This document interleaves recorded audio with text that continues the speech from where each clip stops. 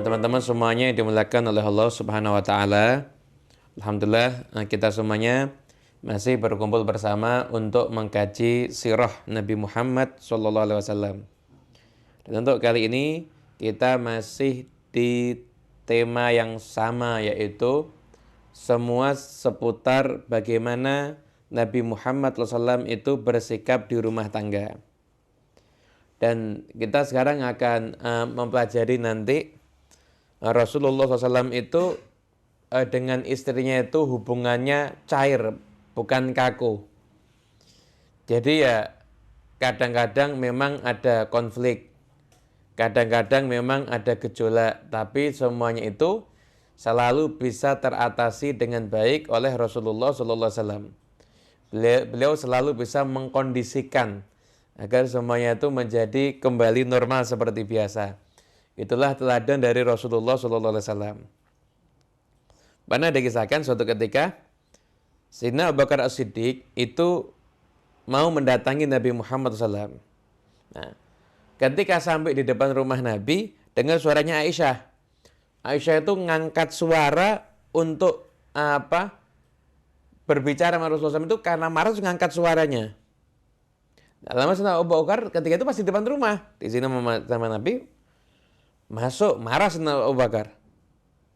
Marah.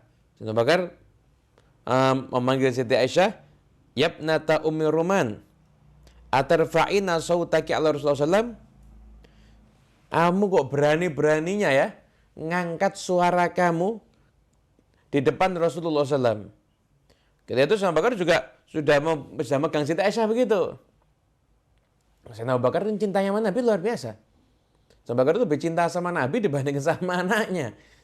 Memang gitu keimanan Sayyidina Abu Bakar As-Siddiq.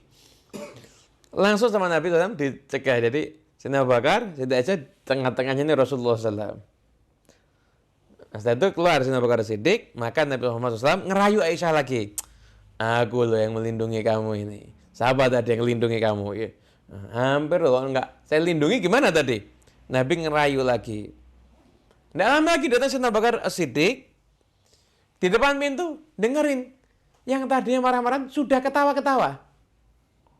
Itu izin masuk Sayyidina Abu Bakar As-Siddiq. Izin masuk sama Rasulullah SAW. Kata Sayyidina Abu Bakar As-Siddiq, "Ya Rasulullah, tolong waktu damai ini saya juga dilibatkan. Sebagaimana kalian sudah melibatkan aku dalam peperangan kalian tadi itu."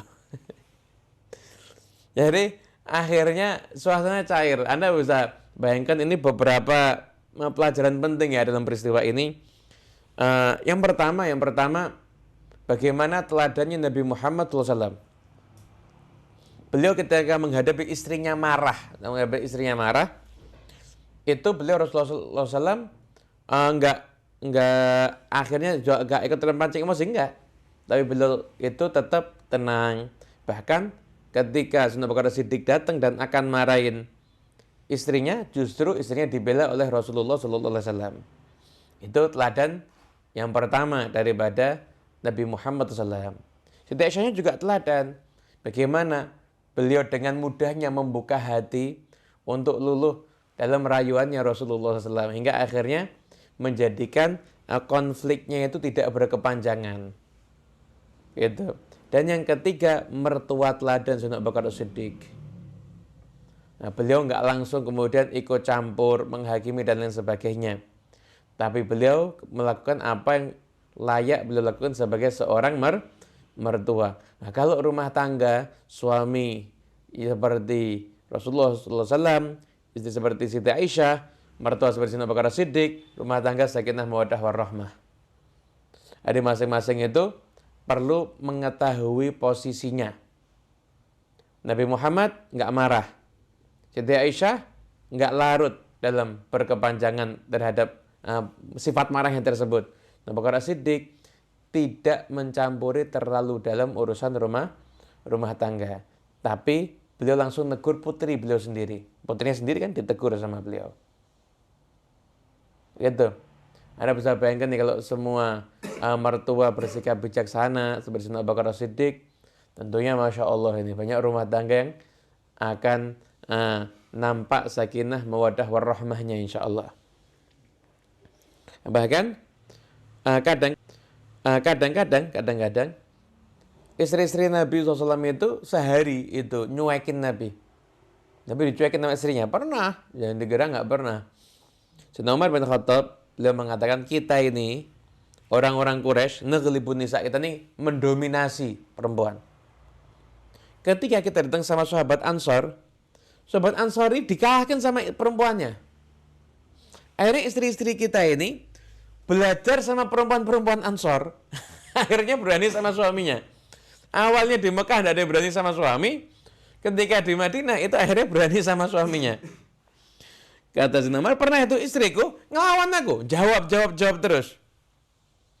Kata istri, kamu mau apa kalau aku jawab kamu? Itu loh istri-istrinya Nabi. Juga berani jawab Nabi. Bahkan salah satu di antara mereka itu ada yang nyuekin Nabi. Nggak nyapa Nabi sampai malam. Sehari sampai malam. Bayangkan. Kaget Sayyidina Umar bin Khattab. Langsung dia pergi datang sama Hafsah. Kalian ini. Kamu itu. Itu yang dia maksud sama Sayyidina Umar tentunya Hafsah ya. Kamu berani pernah jawab Rasulullah SAW? Hafsah, iya pernah. Dan kamu pernah nyuekin Nabi? Atau satu di antara kalian nyuekin Nabi? Itu sehari semalam? Iya pernah. Akhir hadisnya panjang, nggak saya jelaskan. Itu sampai itu ceritanya panjang sekali ya, tapi nggak saya potong. Intinya sampai di sini. Nabi Muhammad SAW itu kadang-kadang ya ngomong, nasihatin dijawab sama istri itu ya pernah. Dicuekin sama istri itu juga ya pernah. Nanti dicuekin ya udah tinggal. Nanti nggak lama datang lagi, mungkin sudah berdamai dan sebagainya lah, mungkin begitu. Setelah itu yang perlu digarisbawahi itu begini ya, begini. Nabi Muhammad SAW itu, beliau itu lebih suka kalau seorang suami itu bersikap lemah lembut kepada istrinya. Sekalipun kadang-kadang istrinya itu terasa seperti mendominasi. Nabi Muhammad SAW itu lebih suka karakteristik suami yang suka mengalah dibandingkan suami yang suka pengen menang sendiri. Buktinya apa? Buktinya Nabi Muhammad SAW lebih memilih jalan berumah tangganya orang-orang Ansor, yang mana mereka itu suka ngalah kepada istri, dibandingkan jalan berumah tangganya orang-orang Mekah yang mereka itu mendominasi daripada istri-istri mereka. Nah, yang Nabi pilih adalah jalan hidupnya orang-orang Ansor ketika berumah tangga. Gimana? Yaitu dominan ngalah kepada istrinya. Tentunya ini semuanya bukan di dalam urusan yang haram. Dalam urusan-urusan yang sifatnya mubah-mubah saja. Begitu. Nah, itu juga ini pelajaran bagaimana sabarnya Nabi Muhammad SAW. Sabar, yaitu sabar. Setelah itu menutup mata dari kesalahannya dan memaafkan. Nah, semua ini Nabi lakukan selama tidak ada haknya Allah Ta'ala. Kalau istri yang melanggar haknya Allah Ta'ala, maka nggak ada yang lebih tegas dibanding yang tegasnya Rasulullah SAW.